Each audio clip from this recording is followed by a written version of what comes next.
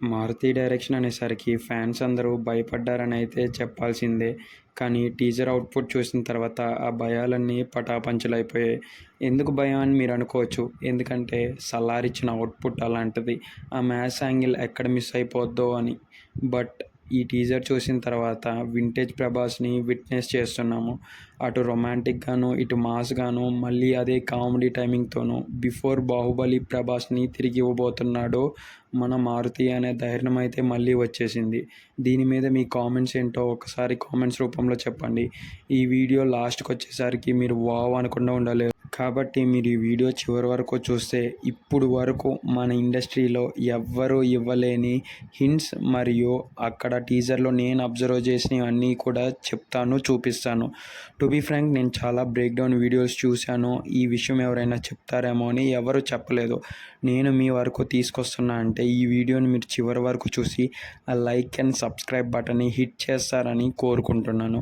ఇది కోరుకోవడంలో తప్పేమనుందా? మనం దగ్గరలోనే 1000 సబ్స్క్రైబర్స్‌కి వెళ్తున్నాము. సో, ఆ సబ్స్క్రైబ్ బటన్ని హిట్ చేసి నన్ను సపోర్ట్ చేసేసేయండి.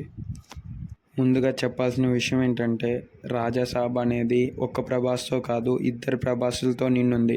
యెస్, మీరంది నిజమే. ఇది డబుల్ రోల్ అని అయితే చెప్పొచ్చు. ఎందుకంటే ఆ తాత మరియు ప్రభాస్ ఇద్దరు వేరియేస్ యాంగిల్‌లో ఉన్నారు. ఎందుకంటే వింటేజ్ ప్రభాస్‌కి, పెద్ద రాజాసాబ్‌కి చాలా డిఫరెన్స్ అయితే ఉంది. దీన్ని క్యారీ చేయాలంటే ఇద్దరు ప్రభాసులు ఖచ్చితంగా ఉండాల్సిందే. ఇఫ్ ఇదే నిజమైతే ఇద్దరు ప్రభాసులు ఎదురుపడిన చోట మరియు తమనన్న బీజీఎం కొడితే అసలు అక్కడ నెక్స్ట్ లెవెల్ వైబ్ అని అయితే చెప్పుకోవాల్సిందే. థియేటర్లు ఉంటాయా అన్న క్వశ్చన్‌కి ఆన్సర్ మాత్రం ఉండవు అని అయితే చెప్పుకోవాల్సిందే. ఆ ప్రభాస్ ఫ్యాన్స్‌కి, తమనన్న మ్యూజిక్‌కి అండ్ ఆ దెయ్యాల సినిమాలకి ప్రభాస్‌కి మ్యాచ్ అయ్యే ఈ ట్విస్ట్‌కి వేరే లెవెల్ బాండ్ అయితే క్రియేట్ అవుతుంది. ముందుగా నేను అబ్జర్వ్ చేసిన పాయింట్ ఏంటో చెప్పేస్తా ఇంకా. టీజర్ మొత్తంలో మ్యాన్లీ అండ్ హ్యాండ్సమ్‌గా చూపించిన ప్రభాస్ చేతికి దారం ఎందుకు కట్టాల్సొచ్చింది? టు బీ ఫ్రాంక్ ఫస్ట్ నుంచి లాస్ట్ వరకు ఉంది. ఒకసారి మీరు దీన్ని అబ్జర్వ్ చేస్తే ఆ తాడుని తీయడానికి ప్రయత్నిస్తున్నట్టు, లేకపోతే ప్రభాస్ గారు వేరే చోటికి ఎంటర్ అవుతున్నట్టు ఉంది. ఇఫ్ ప్రభాస్ గారు ఆ తాడుని కట్టుకొని ఆ తాడు సాయంతో వేరే గదిలోకి ఎంటర్ అవ్వచ్చు. మారుతి గారు ఏదో పెద్ద ట్విస్టే ఇచ్చి మనల్ని కనుక్కోండి అని ఈ టీజర్‌లో వదిలేస్తున్నారు. అది నాకు ప్రభాస్ గారి ప్రతి షాట్‌లోనూ తెలుస్తుంది. టు బీ ఫ్రాంక్ ఆ మహల్ మొత్తం ఇలాంటి తాడులున్నాయి. బ్యాక్‌గ్రౌండ్‌లో చూసినట్టయితే మీరు అదే తాడులు కనపడుతూ ఉంటాయి. ఇది సంజయ్ దత్ గారి పూజల వల్లో, లేకపోతే ప్రభాస్ గారి నాయనమ్మ గారో ఇచ్చుండాలి చెడు శక్తులతో పోరాడటానికి.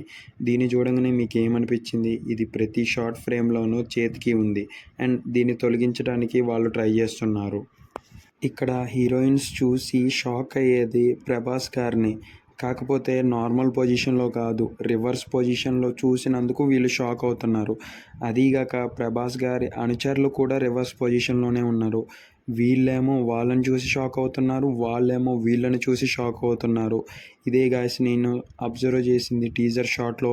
ఇవి మీకు కొత్తగా అనిపించి ఎవరు చెప్పలేదనిపిస్తే మన ఛానల్‌ని సబ్స్క్రైబ్ చేసి, లైక్ చేసి డిస్క్రిప్షన్‌లో ఉన్న మన టెలిగ్రామ్ గ్రూప్‌లో జాయిన్ అవ్వండి.